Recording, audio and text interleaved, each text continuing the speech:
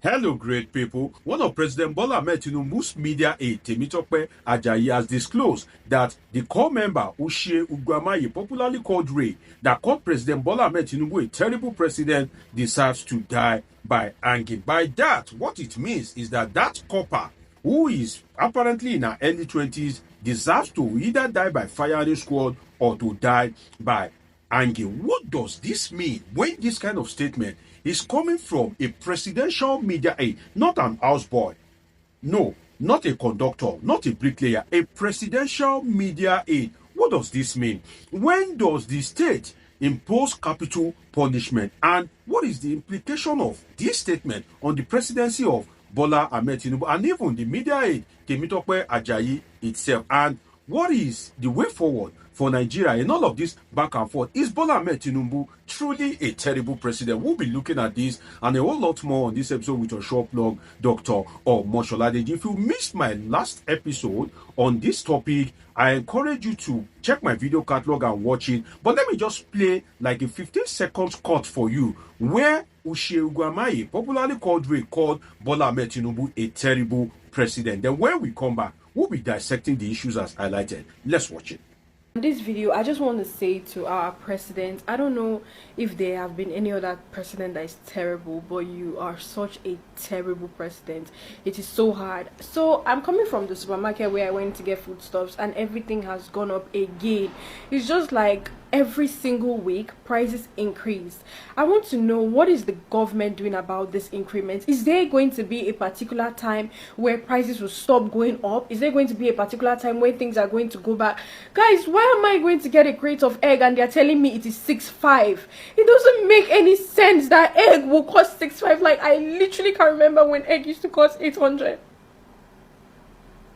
And I'm so overwhelmed because this is literally my first time doing this adulthood thing alone. This is my first time moving out of my family house. There you have it. For what Raye said in the video that you just watched, the media aide of the president is arguing that she deserves capital punishment. That means that she deserves to, die by hanging or die by firing squad, or should I say just deserve to summarily die. You can imagine that coming from an image maker of the president, because if you are a media aide of the president, you are an image maker of the president. You are a mouthpiece of the president. When you speak, especially on matters that involves the presidency or matters that in your official capacity, it means that you are people are to see you as if it is the president that is speaking. Now, you are the mouthpiece of the president. As a media, you are the mirror of the president. When people see you by your conduct, by your oration, by your assertion, they must be seeing the president through you. When people see you, they believe that they have seen the microphone of the president, which is what you are as a media aide. So you want to imagine that a media aide of a president would recommend capital punishment for what Raye just said. Now, before I go into lecturing that media aide of what capital punishment is and when the different countries across the world invoke capital punishment, I must say that President Bola Tinubu, if these are the kind of people that he has in his presidency, that shows the reason why he is underperforming. Because I don't know whether he went to the jungle, to go and bring a media aide. When there are intelligent Nigerians all over the place, you go and appoint a media aide that will invoke capital punishment, that will be designing capital punishment for a youth corps member for criticizing the president. You can imagine the kind of unintelligent people that we have in government. This is not even half intelligence. This is pure unintelligence. You can imagine the kind of people that is taking decisions as regards the governance in Nigeria. So that means that if that Temidayo has his way, that okay, the only thing that will determine whether Raye, the youth corps member, lives or die is the decision of the media aide of the president. That means that girl would have been dead by now. A young girl that has been trained through school, and I learned that her father is late. A young girl that was trained through school, a young girl that even after the youth service, she may not even get a job.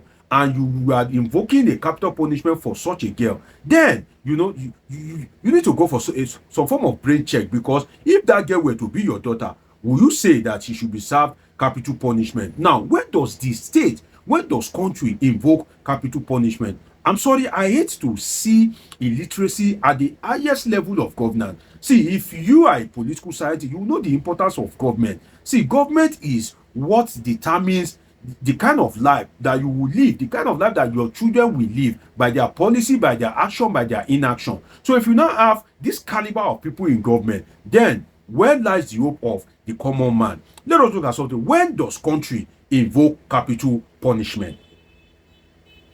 When the state was created, when life was short, nasty, and brutish, whereby if I see you and you have a better phone than me, for example, I can just collect your phone. If I don't like you, I can just kill you for the sake of it. When that was happening, then people gathered that we need a form of law, we need a form of rule, we need, something that can guide how we live our life. Then the state was created, and that's what we call the evolution of the state through social contract theory. I'm trying to break it down as simple as I can. Now, that was what they call the evolution of the state. Now, the state do kill, countries do kill. By the way, when I say state, when I mean country, I mean the same thing. In political science, we call country, state, nation. They mean the same thing. So when I say state, I'm not saying Lagos State or Ogun State. I'm speaking of Nigeria, Ghana, Togo. You understand what I mean? Now, when state decide to kill, state kill to protect. Let us educate ourselves here. State, countries, nations kill to protect. So let us look at it from that particular perspective. If Ray is being executed, who is that execution protecting? Should I break it down a little bit for you? Now, if you kill somebody, if you commit an act of murder, the state, the government, is going to kill you to protect other people. Because if you get away with it, the probability that you would likely do the same is high. And they are also going to execute you because, for one reason, so that it will serve as a deterrent to others. So that another person will not just think that, okay, because he doesn't like your face, will just come and kill you. So they are killing to protect. That means the state, the country is killing to protect. That is what, that is the reason why state, and there has been argument all over the world that countries should even kind of like eradicate capital punishment. So if the state is naturally meant to kill to protect, maybe by virtue of war or you commit terrorism, and also for coupists, I've told you that countries are regarded as a living entity. Countries are regarded as a living being. The administration of Bola Tinubu, for instance, is a living entity. And if you now decide to plan a coup, that means that you are trying to kill that government. That means that you are trying to execute that government. It is regarded as if you are trying to kill an human being. And that's why some of these coupists, they give them capital punishment. But in the case of this Corper, if the Corper is to be given capital punishment, who is it to protect?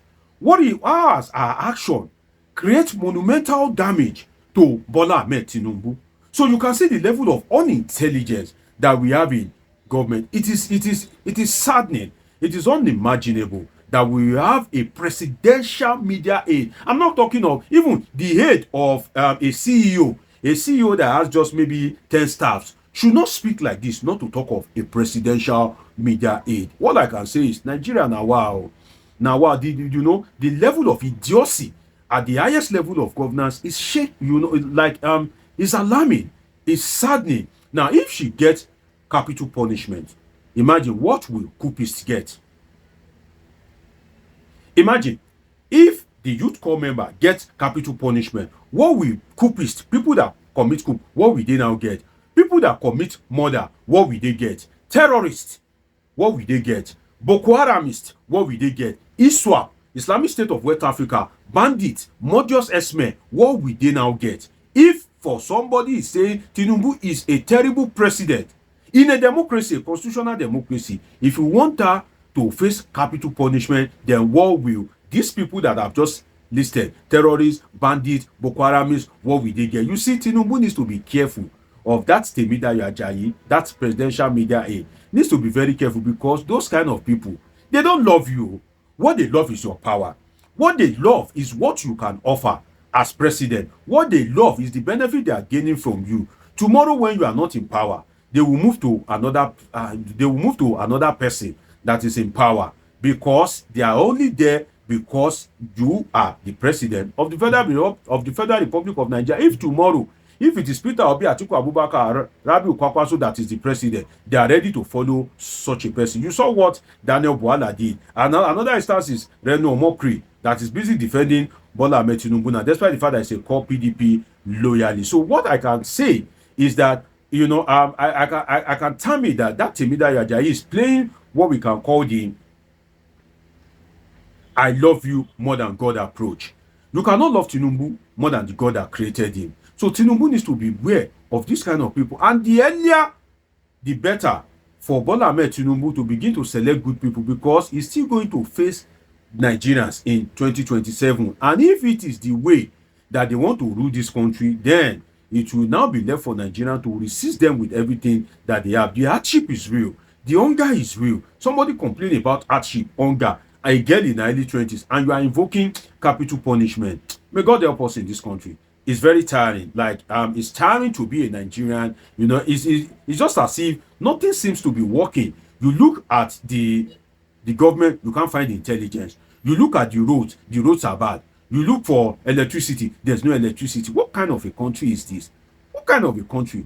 It's been an interesting time with you on this episode of Politing with Dr. Omoshola Deji. Dr. Deji is a political scientist with a PhD in political science. Do want to subscribe, turn on your notification button, catch up with my past videos, and of course, I have great, interesting videos coming your way. Till I see you again, always remember that I love you all sincerely.